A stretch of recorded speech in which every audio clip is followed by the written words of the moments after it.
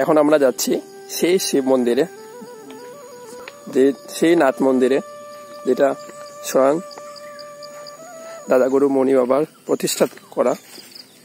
উনি বলতেন যে উনি এই শিব মন্দিরে চিরকাল এখানে বসবাস করবেন, থাকবেন।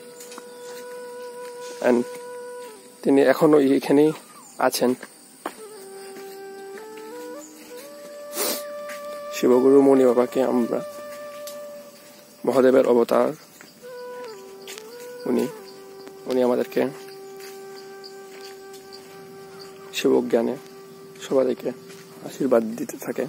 উনি আছেন, শিব বিরাজমান করেন উনি এইখানে।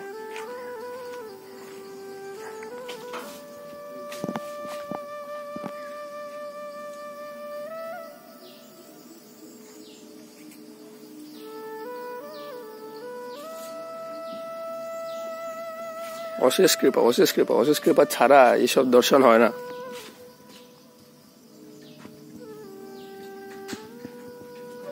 আপনাদেরকে দাদাগুরু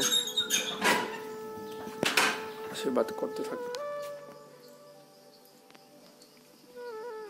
এটা যজ্ঞ মন্দির, এখানে মণি বাবা যজ্ঞ করতেন। এই সেই শিব নিজের প্রতিষ্ঠা করা মন্দির, মণি বাবা প্রতিষ্ঠা মন্দির, শিব মন্দির। এই সেই শিবলিঙ্গ।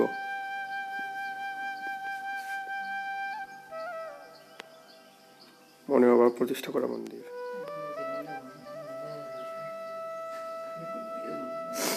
আমি আমাকে ফোনে